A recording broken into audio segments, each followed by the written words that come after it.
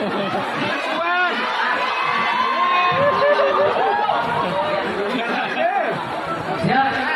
yang rapi, siap rapi, siap paham. Karena dibareng sama guru kita, Oke, Anwar Zahid dari Bojonegoro. Waktu dan tempat dipersilakan dengan segala hormat. Sallu ala Nabi Muhammad.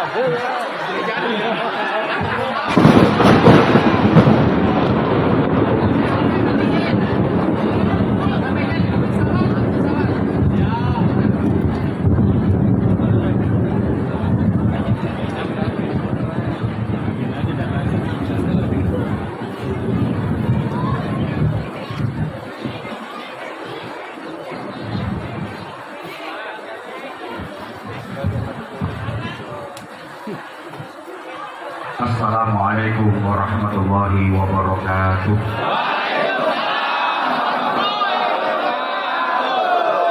Bismillahirrahmanirrahim. Alhamdulillahi rabbil alamin wa kafa. Alladzi an'ama 'alaina wa hada. Wassalatu wassalamu ala nabiyil mustafa Sayyidina wa maulana Muhammadin al-mujtaba wal muqtafa wa ala alihi wa ashabihi ahli sidqi wal wafa. Subhanaka la ilma lana illa ma 'allamtana innaka antal alimul hakim. Rabbi shrah li sadri wa yassir li amri wahlul 'uqdatam min lisani yafqahu qawli waj'al li waziran min ahli. Rabbana la tuzigh qulubana ba'da idh hadaytana wa hab lana min ladunka rahmah innaka antal wahhab. Allahumma sallimna wa sallim dinana wa sallim dunyana wa sallim indonesiana wa ahlana wa la tusallit waqtan naz'i imanana wa la tusallit alaina man la yakhafuka wa la yarhamuna. Inna khairal dunya wal akhirah innaka ala kulli syai'in qadir. Alhamdulillahi rabbil alamin. Sadatul habaib al-fudala wa sadatul ulama al-kurama, para habaib, para kiai, para ibu nyai, para ajengan, para asatid, para sesepuh, segenap pengurus DKM Masjid Al-Ikhlas, semuanya yang kita taklimi, kita mohonkan restu dan doanya. Mudah-mudahan kita senantiasa diberikan keselamatan zahiran wa batinan, dunya wa ukhra. Pejabat pemerintah baik sipil, TNI, Polri dalam semua tingkatan dan jajarannya, tokoh-tokoh masyarakat, para tamu undangan yang kita hormati, rekan-rekan panitia, bapak dan ibu seluruh jamaah yang dicintai Allah, disayangi Rasulullah. Semoga kehidupannya dijadikan kehidupan yang penuh barokah. Hadirnya kita di majelis mulia, majelis peringatan Maulid Nabi Agung Muhammad sallallahu alaihi wasallam di tengah guyuran hujan, insya Allah ini menjadi bukti sekaligus menjadi saksi mahabbah kita, kecintaan kita kepada Rasulullah sallallahu alaihi wasallam, sekaligus menjadi wasilah agar kelak kita mendapatkan syafaatnya. Majelis peringatan Maulid Nabi ini mari kita jadikan sebagai momentum untuk lebih menguatkan kecintaan kita kepada Islam, lebih memperkokoh kita dalam menggenggam agama, sekaligus meningkatkan iman dan takwa kita. Karena Rasulullah Shallallahu Alaihi Wasallam sudah pernah memperingatkan kepada kita bahwa di akhir zaman menggenggam agama itu ibarat menggenggam bara api. Kalau dipegang terus, tangan terbakar. Bahasa Inggrisnya melonjak. Tapi kalau nggak dipegang, pasti terlepas. Akhir-akhir ini muncul fenomena di tengah-tengah masyarakat kita, beragama hanya pada waktu-waktu tertentu saja.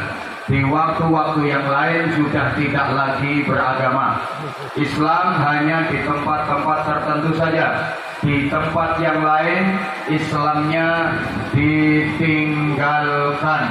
Padahal kita tahu perintah dalam berislam itu harus menyeluruh, kapanpun, dimanapun, dalam situasi dan kondisi bagaimanapun harus tetap Islam. Ya ayyuhalladzina amanu dukhulu fis-silmi kaffah. Wahai orang-orang yang beriman, masuklah kalian ke dalam Islam secara kafah. Kafah itu artinya universal. Understand? Terima kasih atas yes-nya. Meskipun nggak paham, pokoknya yang penting yes. Berislam itu harus totalitas, harus menyeluruh, meliputi semua aspek kehidupan kita, mulai bangun tidur, melek, sampai tidur lagi harus Islam.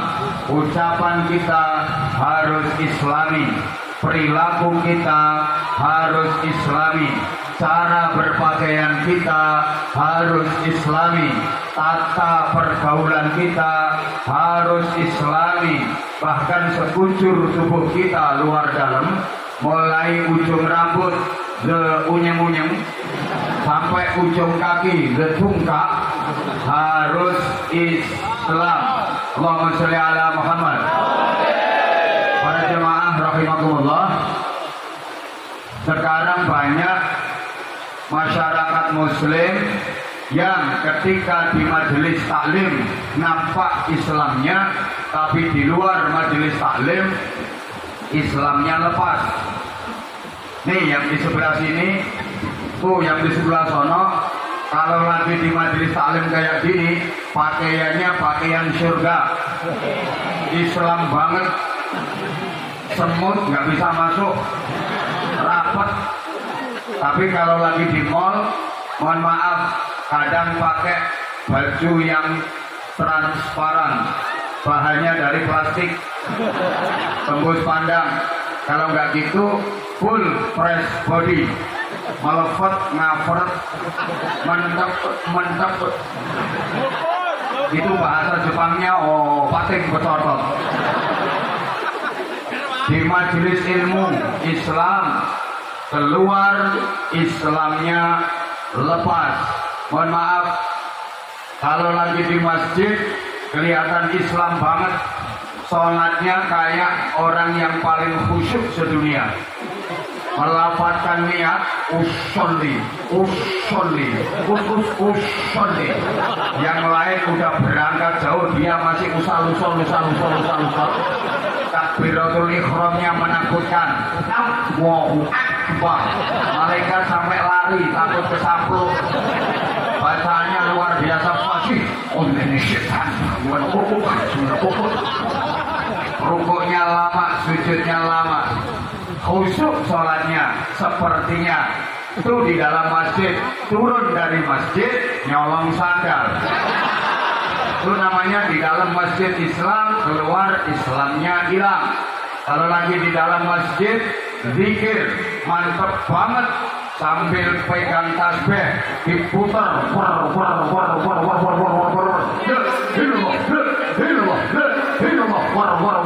tasbih rontok nanti tasbih lagi merotoli mantep bikinnya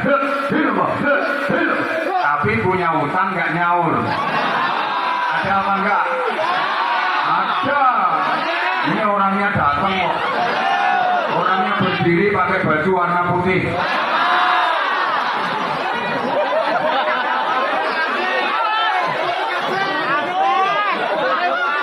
Kalau lagi istighfar, Islam banget.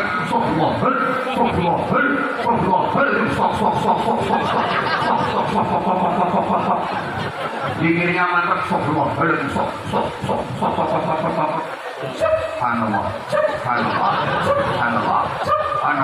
Tapi renten anaknya duit, utangnya jarum, bayarnya tiang listrik.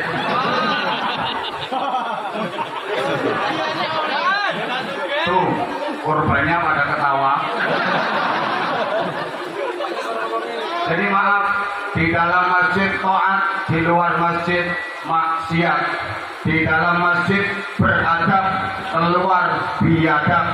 Di majelis ilmu kayak terpelajar, keluar jadi kurang ajar. Di dalam masjid zikir, keluar kentir. Ada ini orangnya pakai kerudung warna kuning. Kentirnya minta ampun.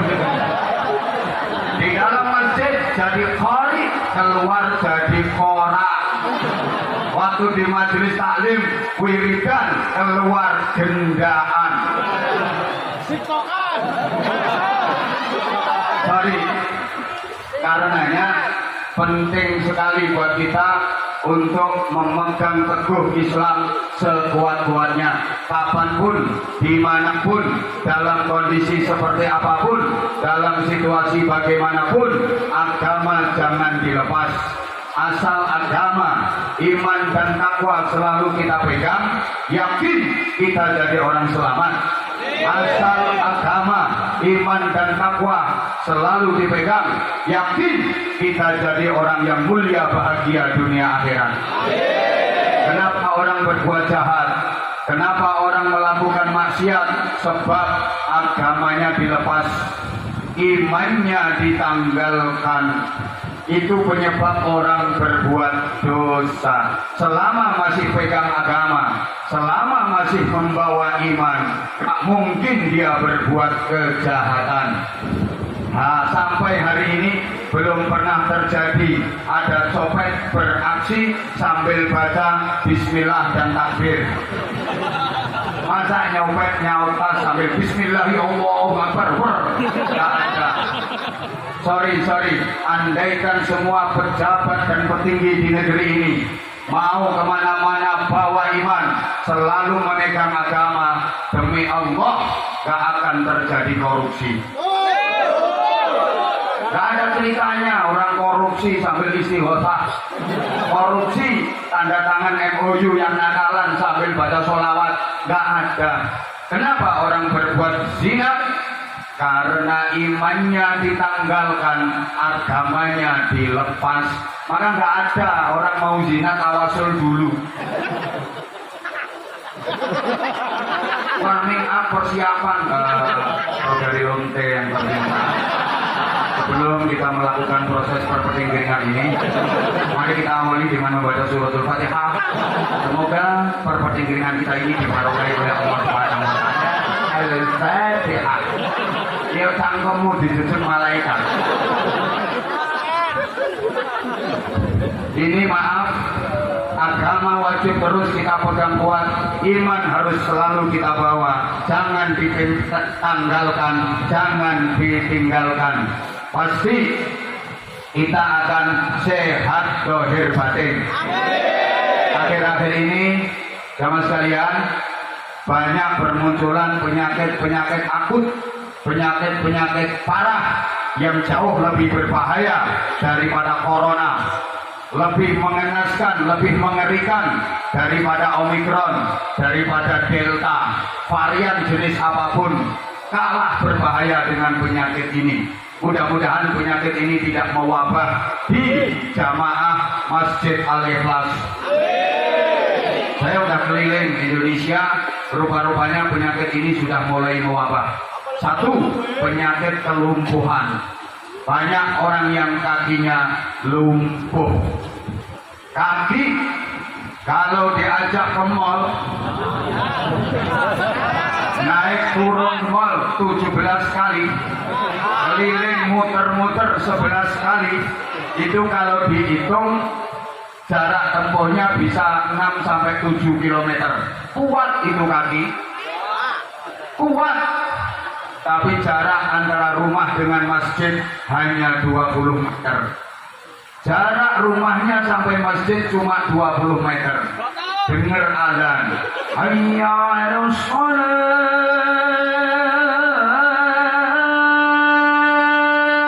Ini kaki diajak melangkah nggak kuat. Ada apa enggak? Ada apa enggak? Itu orangnya jawab sendiri.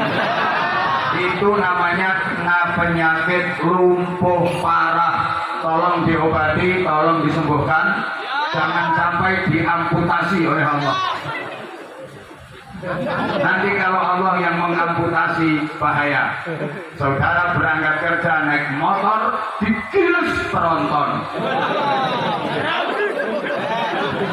Daripada kaki nggak ada fungsi, sorry, diajak zikir, diajak ngaji, baru 15 menit kesemutan, sembujung, selonjor, sendeklu, silong. Tapi kalau lagi ada urgent tunggal, kalau lagi dengar lagu wong kangen batin, para gila-gila sekalian yang saya hormati, itu kaki sondut kayak keluar spiralnya. Gak capek mas, juga terus enggak, ini cocok lagunya enak. Tapi kalau diajak ke majelis taklim 15 menit udah kesemutan. Wis lonjor, wis sedeklu, silong nengen, silong ngiwo. Ada apa enggak?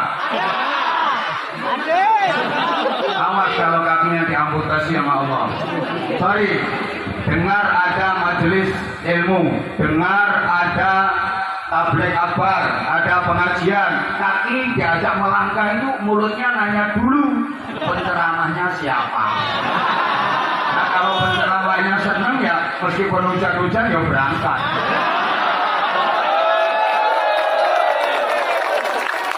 Bahkan sempat diusir pakai petir, nggak beranjak dari tempat. Karena yang ceramah siapa? Subut. Tapi coba misalnya yang berceramah kurang begitu disuka, ada gerimis saja nggak datang. Halo, ada lagi penyakit tuli, bahasa Inggrisnya the boot. HP itu nggak dikasih nada dering, cuma dikasih getar. Taruh di ruang tamu, lagi masak di dapur, kenceng loh suaranya, goreng ikan itu, gorengnya pakai minyak goreng, nggak kayak uyuhmu, warnanya mirip, mutuk-mutuknya mirip, tapi beda.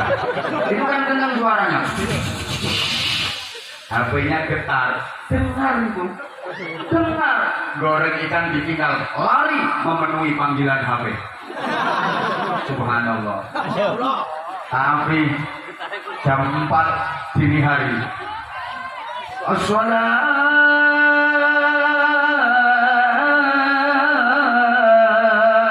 khairum minan naum. Ini sorry, orang itu kena penyakit budek. Woi, kalau dikasih tausiah, dikasih mauidhah, dikasih pengajian, diajar ngaji, gak masuk. Oh, surat masuk telinga kanan, keluar telinga kanan. Dan kalau masuk telinga kanan, keluar telinga kiri mending masih dilewati. Ini mendar. Ya itu tadi orang yang bilang surat tadi. Jadi masuk telinga kanan keluar lagi dari telinga kanan mendar. Kayak mental. Beda dikit. Kalau bahasa sini mental, kalau Jawa Timuran mendar. Kalau usah bantah.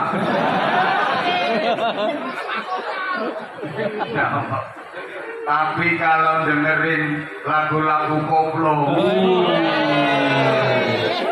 bukan. Ada lagi penyakit yang lebih parah, namanya buta. Itu bahasa Inggrisnya the picture. The picture. Mata ini kalau diajak ngelihat tulisannya kecil-kecil banget. WhatsApp, Instagram, Twitter, tulisan-tulisan di TikTok itu kecil-kecil tapi jelas. Ngebacanya bisa berjam-jam sambil ketawa ketingin sendiri kayak orang gini. Padahal tulisannya kecil-kecil, kelihatan jelas. Sementara Al-Quran yang begitu gede, tulisannya besar-besar, gak kelihatan. Nah itu orangnya itu berarti punya penyakit depai.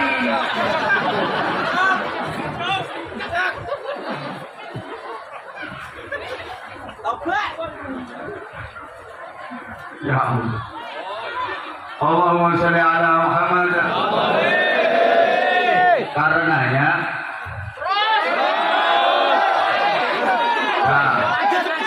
nggak ngerti apa nanti kenapa saya nggak langsung ke sini nunggu hujannya reda. Kita tadi MOU sama malaikat. Ini saksinya ini. Bentar saya nggak kesana dulu nunggu hujannya reda. Kata malaikat ya sebentar lagi. Sampai maghrib. Ya ngambil yang aku lah pertentangan rakaruan. Karena biasanya nanti kalau hujannya deres nggak reda, itu pasti jamaahnya iya ini orang mandi.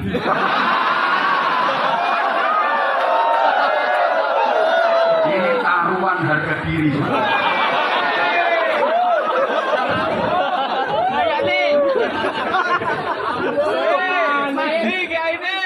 Kalau agama kita pegang, kalau iman selalu kita bawa, hidup kita pasti bahagia.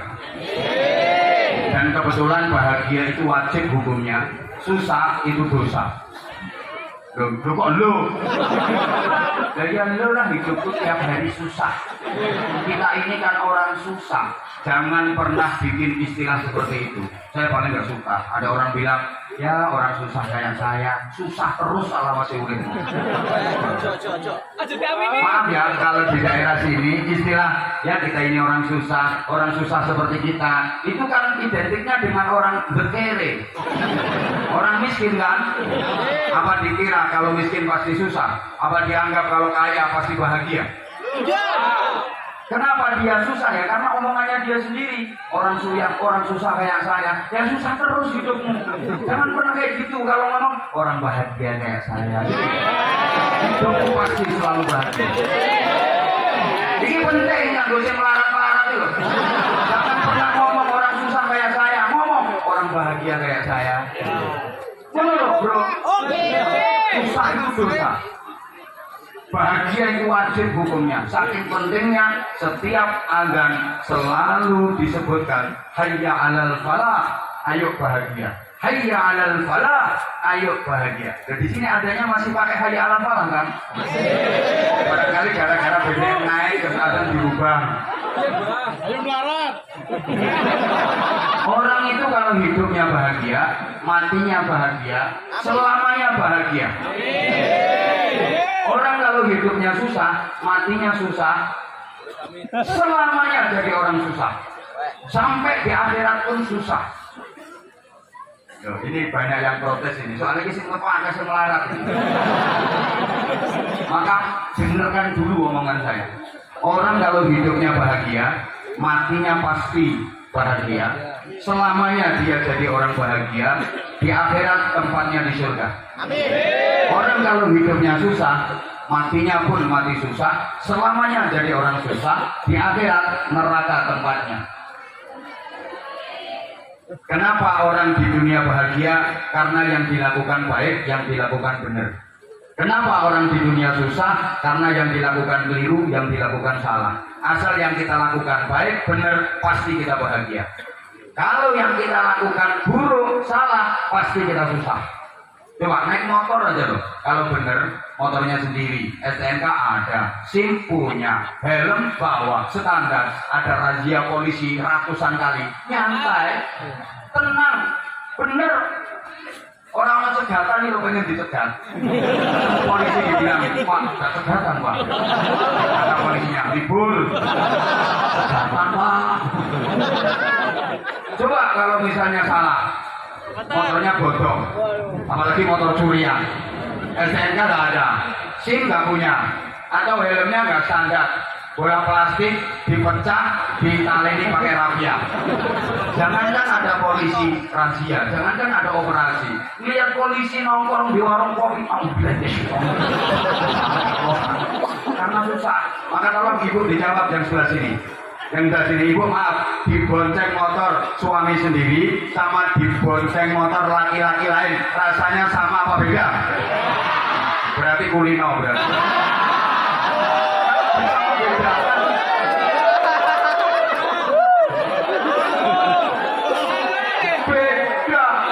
Kalau yang bonceng suami sendiri, tenang, bahagia. Ketemu sama teman, Mbak, waktu kasar. Nerakut bangkean. Bila perlu, pegangan busi.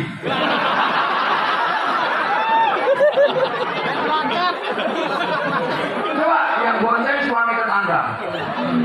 Ketemu orang ini mesti maskernya double-double. Nah itu pengalaman itu orangnya sampai gini. Beda. Bapak, maaf, duduk sanding istri sendiri sama duduk sanding janda, rasanya sama apa beda?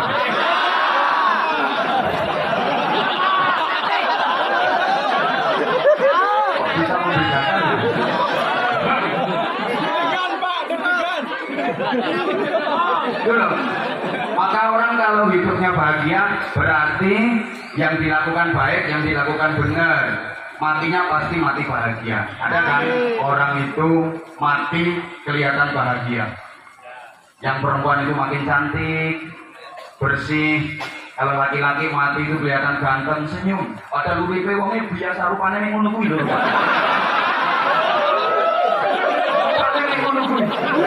Begitu mati ketok ganteng.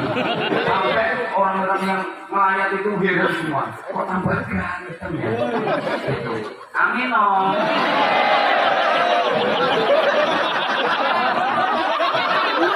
Kalau nggak amin nanti mati. Saya kira celek mati.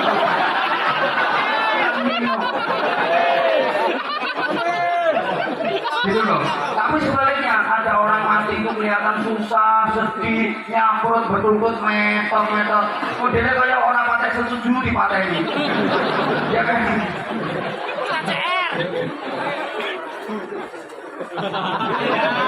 Nah, sorry ya, bila mana hidup kita bahagia, jangan salah, bahagia tidak menyangkut harta, tapi bahagia menyangkut rasa. Bahagia itu ukurannya bukan materi, tapi bahagia itu ukurannya hati. Ini yang kira-kira masyarakat sini sering salah arti. Dikira kalau kaya, banyak harta, duitnya berlimpah, pasti bahagia. Kalau miskin-miskin, ini miskin semua ini. Kalau miskin-miskin dikira nggak bisa bahagia. Salah. Contoh paling sederhana. Kaya sakit-sakitan, bahagianya di mana? Miskin sehat. Itu. Coba kaya sakit-sakitan, coba. Segalanya punya, tapi dia nggak bisa merasakannya. Makanan jenis apapun bisa dia beli, tapi makan dibatasi. Mau makan daging, nggak boleh, kolesterol. Mau makan udang cumi-cumi, jangan, kolesterol. Mau makan sate, jangan. Hipertensi, darah tinggi, jangan minum manis, nggak boleh. Diabetes, manis, loh, harus makan suket ya orang-orang. Nah, kangkung, bayam, sawi itu kan suket itu. Gayane wong wong Cikarang ae diperhalus sayur-sayuran.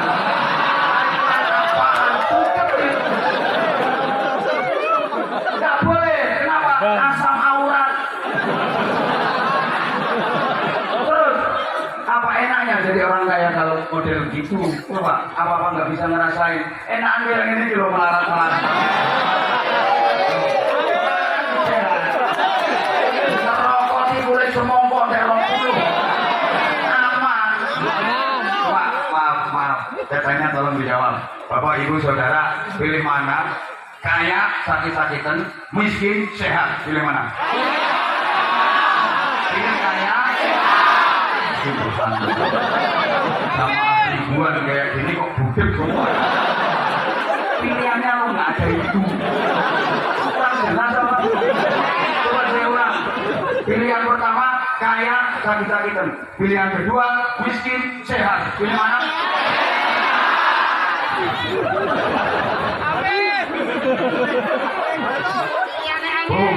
Pilihan itu nggak ada. Ini kayak ibu disuruh milih baju dua, satu warnanya hijau, satu warnanya kuning. Pilih mana? Merah. Cantik on. Kasih tahu. Pilih sehat walaupun melarat. Pilih sehat walaupun miskin. Miskin kalau sehat, kerja keras, ikhtiar, doa, Allah ijabah jadi orang kaya. Amin kok kamu pilih.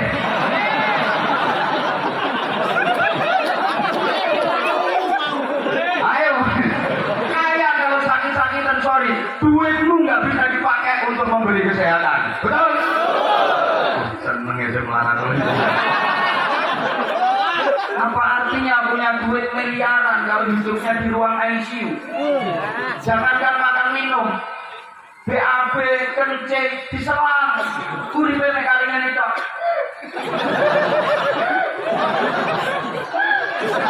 Enak anda kui. Disili sunduk sate tak kayu-kayu. Ada bu, orang itu mobilnya mewah-mewah semua. Paling murah harganya 3M, berjajar 15. Tapi dia stroke parah. Yang naikin mobilnya kan membantu sama supir-supirnya. Dia naik geledekan. Naik kursi roda itu. Dan tangannya harus keple kali ini. Bapak ngomong persis. Makasih. Contoh malah di persis-persis. Apa artinya? Maka jangan salah. Hidup ini yang penting bukan apa dan berapa yang bisa kita dapatkan, tapi yang penting adalah apa dan berapa yang bisa kita rasakan. Percuma bro, bisa mendapatkan nggak bisa merasakan. Ayo, Anda bisa mendapatkan cewek cantik yang jadi idaman, tapi nggak bisa merasakan karena Anda impoten. Mending untuk melek tapi sehat. Paham?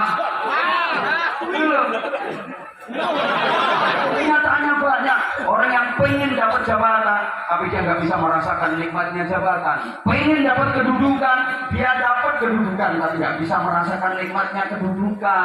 Banyak itu.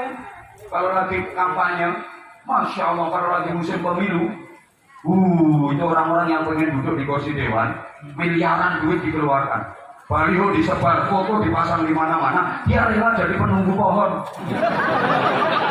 Dia kalau sampai demit penghuni pohon itu minggat semua. Udah ada yang nungguin. Berhasil dia duduk di kursi dewan, tapi nggak bisa merasakan 3 bulan pokok KPK masuk penjara. Pengen jadi jenderal. Karir dirintis, lompat, jenderal di pundak. Tapi dia nggak bisa merasakan nikmatnya jadi jenderal. Apa artinya? Halo? Gitu loh. Mikir. Hidup ini yang penting bukan apa dan berapa yang kita miliki, tapi yang penting adalah apa dan berapa yang bisa kita nikmati untuk kita syukuri. Percuma dong memiliki kalau nggak bisa menikmati.